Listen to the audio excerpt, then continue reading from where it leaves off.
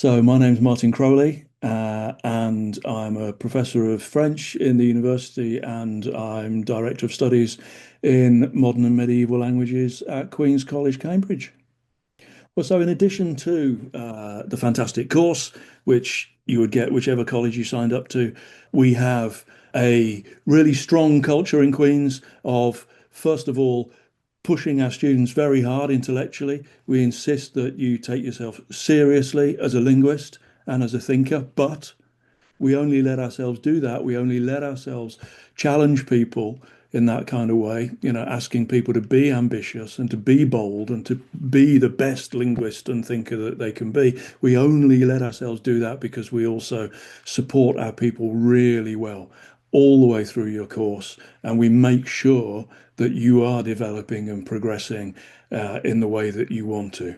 So I would say the best thing about our modern languages operation here, apart from all the lovely people that you get to meet, most of whom are other languages students, of course, but the great thing about our languages operation here, I would say, is that we take you seriously and we ask you to take yourself seriously and be ambitious, but we also make sure that you're okay. We make sure that you're flourishing. What we're looking for in a strong applicant for modern and medieval languages is twofold, really, kind of as you might imagine. So part of it, obviously, is linguistic ability and aptitude. So this, if you're applying to study a language that you're continue study a language that you're already studying, then we want to see that you're working at a certain level in that language.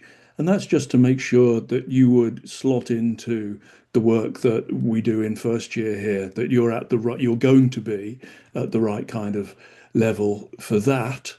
But if it's for a language that you're not currently studying, then what we want to see is that you have the kind of linguistic aptitude to be able to pick that language up and do well with it. And in order to ascertain that, we'll do some work with you that's to do with how you get on with thinking about linguistic structures and maybe to do with some of the structures within that language in general. So there's the language part of it, but crucially, the language side of things is not all that we're looking for.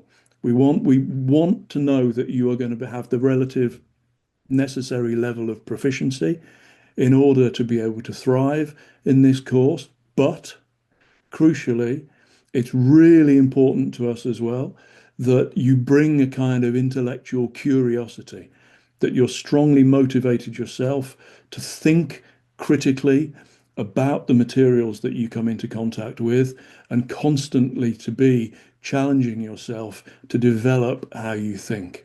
So, what we're looking for really is that combination of existing linguistic proficiency, depending on whether it's a language you're already studying or not, and intellectual commitment, intellectual curiosity, and intellectual ambition in that sense. And that's much less to do with what you might or might not already have encountered, what you might or might not already have read. It's much more to do with how you go about engaging with new ways of thinking, how interested you are in engaging with new ways of thinking.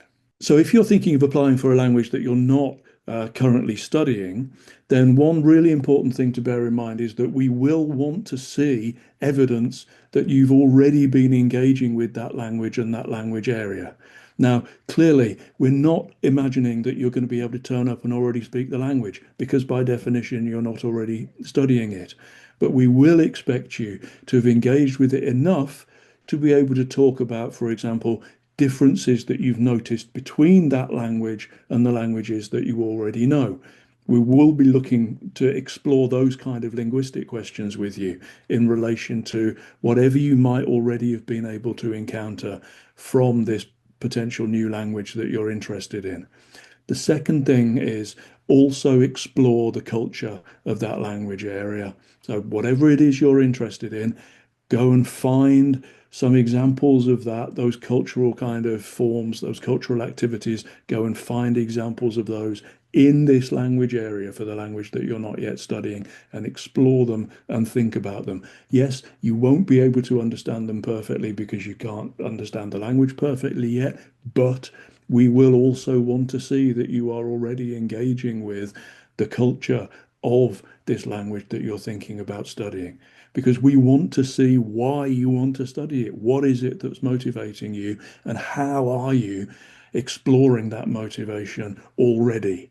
So do remember that if you're thinking of applying for a language you're not already studying, that there is preparation that you can do to show us why it is that you want to come and study that language area and its culture.